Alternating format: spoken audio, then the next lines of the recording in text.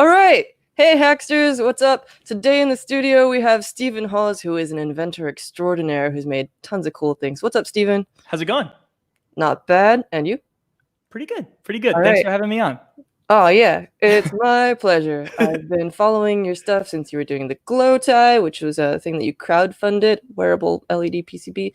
You did a flamethrower I just found out about. Yeah. What are you working on right now?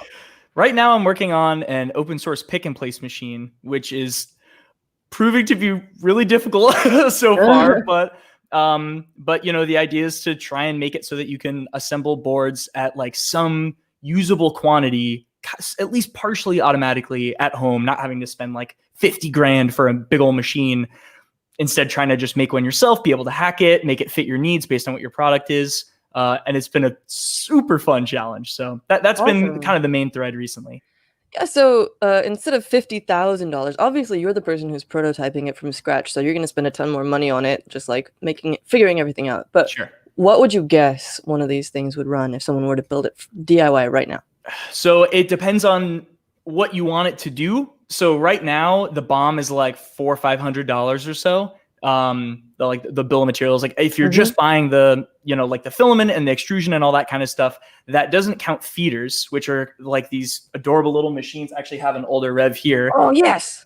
So like the machine, the pick and place is really just picking up tiny parts and putting them on the board in like exactly the right place. But the nozzle needs that constant stream of parts to place. So you have these little gizmos where you can just feed in tape. I actually think I have some tape kicking around here somewhere. You feed some tape in through the back, and then it will dispense it and serve it up near the front. And then the nozzle has a constant stream of parts to pick. Surface mount tape. Yeah. Like that kind of spool of all the parts kind of embedded in that film. Yeah. Oh, super cool. And you've got this shared on GitHub. So someone could literally just pick this up right now and build their own. Yeah, there's actually a pretty good group of people that are already building this. I have a Discord server where a bunch of people pop in and give me advice on like, Stephen, no, why are you doing it this way? This like doesn't make any sense. And like, they're totally right. They know way more about this stuff than I do.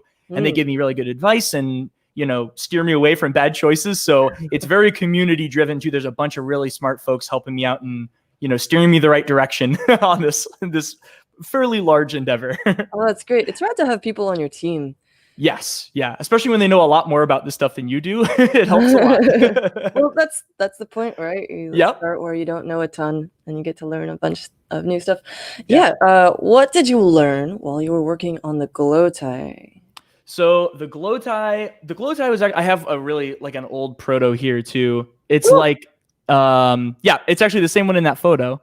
So it's putting out its own Wi-Fi hotspot right now. And it will connect to your phone and it loads like locally hosts a website from the bow tie. And then it'll host a page that you bring up on your phone. And then there's a whole UI to change the colors and the patterns. This doesn't have a cover on it, but when I did the Kickstarter, they came with like this nice diffused cover and everything. And this was the first kind of my first foray into making PCBs. So I learned a ton in that process of like, how do you even start? Like, where do you go? And Chris Gamel's KiCad tutorials. Oh yeah, Getting to Blinky. Oh, that's so good. Such a good series. Yeah, he's fantastic. So I use that to kind of get my feet wet. But then like there's a huge difference between making one of something and making 100 of something. Like there's completely different kinds of things. So a lot of other lessons to learn there. Like if you have to place 3,000 components by hand, that kind of stinks. That's not the most fun thing in the world. So, depending on your idea of fun. That's true. Honestly, sometimes it's nice to just like put in a podcast and hang out and just like get in the zone. But after a while, it does kind of lose some of its fun. Yeah. That whole part of it, like looking for ways to be able to make things not quite in quantity, like 1 to 5, but more like 100 to 1,000. I wanted a solution there. And that ultimately led to the Pick and Place project. So, those are really big things that I learned. Like, it's really hard to try and make the jump from 1 to 10 to 100 is like way more than an order of magnitude. It's like 2 orders of magnitude between each jump and how many you have to make. So, absolutely. Yeah, but it was really fun. It was such a blast. That's so cool. And do you ever do kits? Because of course, with the pick and place machine, everything is surface mount. Normally, unless you're like got a super fancy setup that also has like a solder fountain and whatever. No. So, like, yeah. So I I guess I'm curious if you ever sell these things as kits, if people can like solder, mask them themselves, or use solder paste or hand soldering or whatever. To be able to make like the pick and place itself. Or for the Glowtie and things. Oh, for the Glowtie. The Glowtie is all open source, just like the pick and place. So you can order your own boards, and they're all hand solderable. I did some reflow. I got a stencil and like did the whole thing. But you know, they're all totally hand solderable. They're a little tiny, but you can get away with it. So yeah, if you want to make one, the CAD for everything and all that jazz is up on the GitHub. It's my GitHub account /Glowtie. Cool. But yeah, so if people do want to make them, it's all up there. It's open to grab. It's an ESP8266, so it's pretty easy to program. You know. Yeah. It was such a fun project. Yeah, I don't know. I just had such a blast with it, and it was a perfect like. I had to do a little bit of mechanical like managing print production of like creating a lot of 3D prints, firmware revision, and like giving each one a unique name so I could like identify problems. If there was issues in the field, I could identify what batch it was from. And not Glowtie Final V4. Yeah, no, that was like where I was learning you could use Git for KiCad stuff. And that helped a lot. So it was just a great way to like dip my toe into trying and make a lot of things, you know, as opposed to just making a prototype. Total sense. What is this DIY synth? Are you doing a DIY synth? Or yeah, I did some stuff maybe a couple of years ago where I made like a little sequencer and like a CEM3340. Oh man, I forget the phrase. It's not VCO. Voltage controlled oscillator. Yes. Yeah. I don't know very much about like the whole modular synth, but I really want to learn. I want to get into making modules at some point, but legit. Yeah. I was really curious about this flamethrower that you built. Yeah. We can't not mention the flamethrower. Yeah. So, yeah. It's like I wanted to make a flamethrower. There's a guy by the name of Everett Bradford who made videos a long time ago. I don't know if he still makes videos, but he made like videos of this really tiny little flamethrower. He wanted to be pyro for Halloween. And he like programmed a microcontroller, like maybe pre-Arduino days. You know, it was mind bending what he was doing. I was like, I just need to make one of these things. So I've just been working on it since then. When I was in like, you know, 6th grade, when I saw these videos, I was like, I gotta make one of these things. Wow. So it progressed from like mechanical design where I would like pull a lever and I like welded a little thing that would just pull on like a little butane refill for like a lighter. And then stepping it up to, there's a microcontroller, there's a servo and controlling it. There's an integrated taser for automatic ignition. Like the palm will and it'll light the fire for you. So it was a fun kind of growth thing, like, you know, making it better in all these different ways after I learned how to do that. So it's fun. And you got to this point where it's like powerful enough that you have to have all these safety measures for Maker Faire, keeping everyone back with these giant barricades. That's a pretty boss move. I made a lot of friends at the New York City Fire Department that weekend. And they were good sports about it. It is kind of a crazy thing. But I had there's a solenoid valve in there, normally closed with an e-stop that I could just pull at any point. All the gas is gone. It's propane, so it's non-self-oxidizing. So it's impossible for it to burn back inside the can unless like, you know, like the kind of hairspray lighter thing, you can just shoot it into a lighter. That stuff oxidizes inside the can, so it can continue to burn. Super dangerous, but propane's much better about that. So it was about as safe, I think, as I could have made a flamethrower that attaches to my body. Yeah. So how did you learn to start doing this kind of stuff? Just kind of messing around. Like I tried to take some classes in college about this kind of thing, but I didn't really get the like practical, this is exactly how you do XYZ. This is how you make a thing move or think or light up a screen. So it's just a lot of Googling, a lot of, you know, just kind of seeing what is out there and trying to order a lot of boards and making a lot of mistakes and just continuing to keep trying to do it. But the internet is just like such a beautiful, bountiful resource. You can just learn how to do absolutely anything on it. Like getting to Blinky, you know, there's resources like that for pretty much anything. So, you know, if you throw enough time at it and the internet, you can gain most skills, I think. So I wanted to share absolutely this face mask that you did. Speaking of just ordering a bunch of boards and stuff, one of the most recent ones that you've done is one that you didn't order these, you milled them yourself on a Bantam PCB mill, right? I did, yeah. That's incredible. And I've honestly been wanting to make like a little papercraft style PCB bird or something, and so I'm Ooh, really yeah. curious about your workflow here. You used Papercraft Designer, is that right? Yeah. So at first I got this like super famous model and Thingiverse, Stephen Kingsley. I forget its exact name, but it's linked in the description of the video who designed it. It's a great file. And I had to do some cleanup on it because it's like meant to be worn. And then once you have just that mesh, you can import it into Pepicura, which will pretty much just take a low poly or really any poly mesh file and unwrap it if you wanted to like print it out on a PDF or paper or something like that, Right. and then make it out of Papercraft. So instead, I just did that with PCBs. And then once I got like the actual SVG output from it, I grabbed just the ones that were, I think it's like 7 or 8 different panels ultimately that I wanted to put circuitry across. And I imported those into KiCad. And then I put a really simple, that's a 18 mega 32U4 on there, and put a couple NeoPixels on it and just enough stuff on there to spin it up. You can see I had to put a bodge on it because I messed it up when I milled it out. And then after that, it's just a process of sanding down all of these little parts so that they are chamfered, that they glue together really well.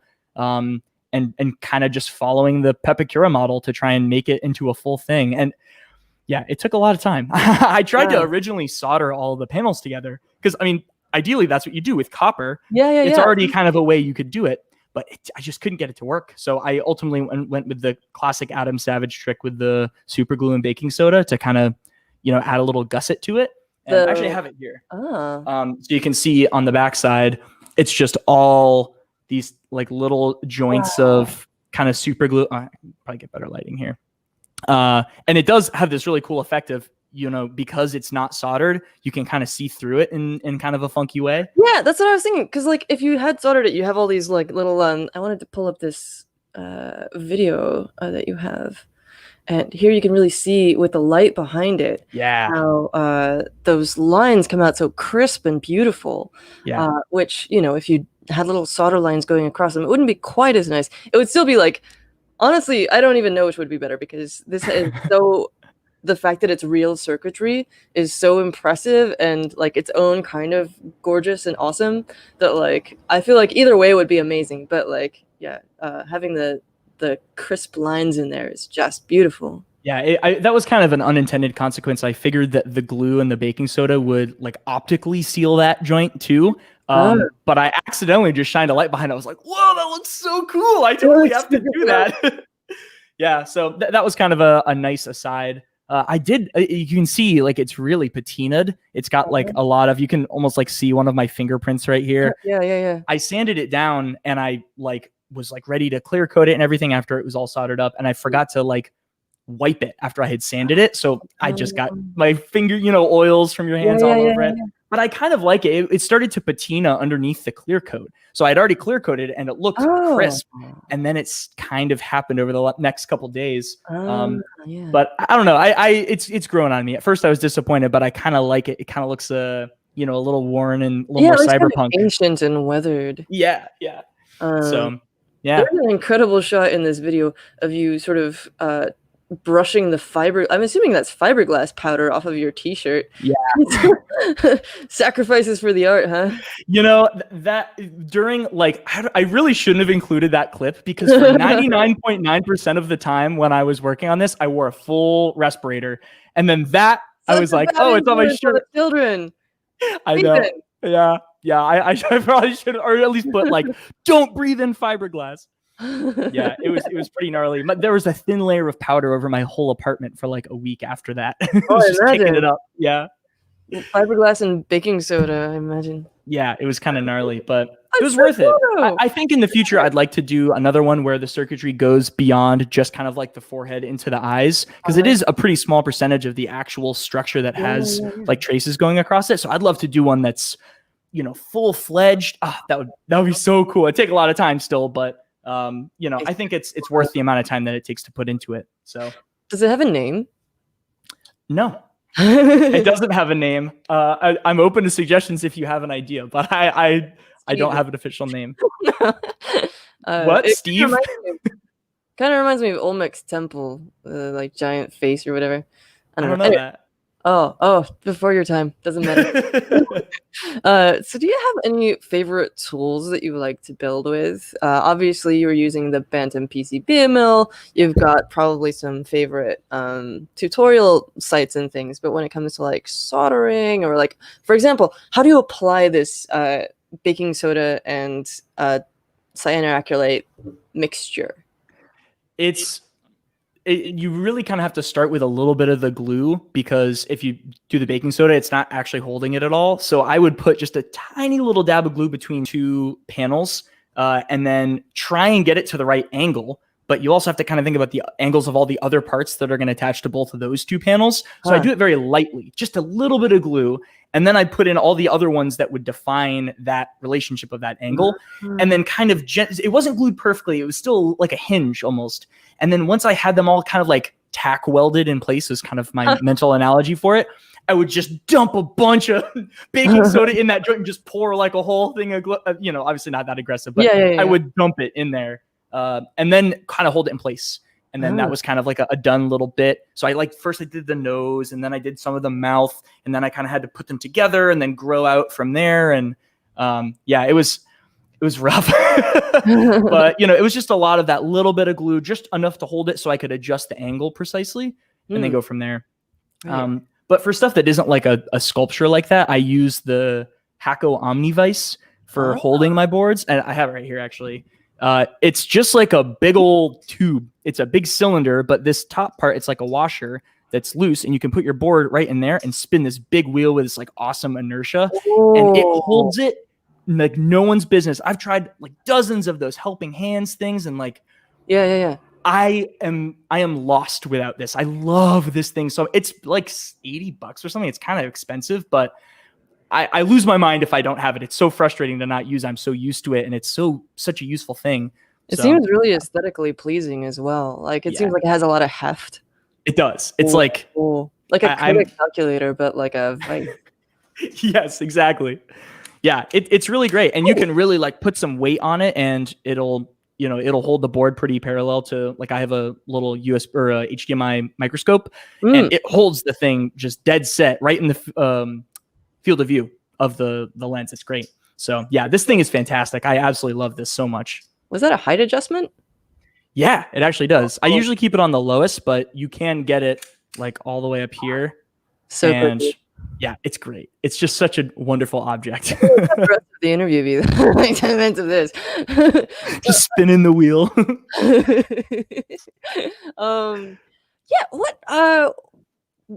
What's next for the Index PnP? So obviously it's a work in progress. Obviously it's already working, right?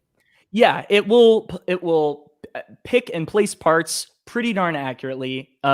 Mine is almost never in a working configuration because I'm like usually upgrading a part of it for the next video or something. But like it definitely can pick and place parts. It puts them down. The accuracy is not stupendous, and there's a lot of places where folks that know more about like this kind of precision but cheap design stuff can really swoop in and help, and they already have quite a number of times. There's also stuff like the feeders need some love. I'm actually working on those right now, making them so they index a little bit more reliably. And I've been working on designing a custom like controller board for it that is like, it's pretty much just a really souped up CNC board, but it also has support for a USB hub. So with most pick and places, you want a webcam pointing up and then pointing down to look at your part on the feeder so the nozzle can align it well, and also align your board.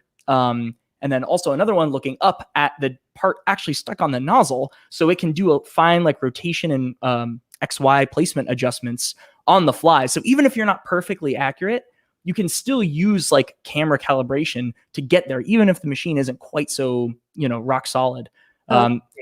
So I'm working on trying to get a really good build of this controller board working, and we got Marlin on it, and it controls the machine. The webcams talk through it. So I would really like to make a good controller that works for anyone else that wants to build a pick and place, not just mine, but like anything, or hacking an existing one, to have a good solid controller with good support. And there's a lot of cool features built into it. So, a lot of separate threads of like generally improving the project in a lot of different ways, that trying to juggle and keep them all moving. Legit. So, people can follow you on Twitter and elsewhere at Stephen the Robot. If we were to follow you today, oh, I can't believe it. What? Okay, well, fix that. I totally thought I already was. Stuff everywhere. I guess I assumed. Anyway, now that I've followed you, what can I expect to see coming up? Is there anything you can share about stuff that you're planning in the future, or is it all super hush hush? It's not really hush hush. I do what I can to still talk about it a lot because it's fun to share, like get people's thoughts on it. Yeah. We like to get hype. Yeah. I think it's better that way. Feeders are getting a huge upgrade right now. Hopefully I'll have like a really good working version very soon. This whole project with the mask got me thinking about using PCBs in like super weird ways. And my brother and I had a conversation about it, and he gave me all these ideas of doing some wacky stuff with them. So I have a lot of other things in this same kind of vein of just using them for entirely what they're not meant to be used for. But number one priority is the pick and place right now, but it's fun to keep some things on the back burner, just, breaking out of the standard fare sometimes. So yeah, all weird stuff coming up. Legit. Do you have any talks coming up or anything like that in the upcoming season that we can tune in for? I don't have any talks coming up. I will be at Remoticon digitally, so if anyone's popping in there, I will be amongst the talks and all those things. So we'll be there. All right. Yeah. Well, until then, and I hope thank you so much for joining us. Obviously, of course, always a pleasure. And yeah, we'll see you soon. Sounds good. Thanks everyone for joining, and have a great rest of your day. Thanks. Ciao.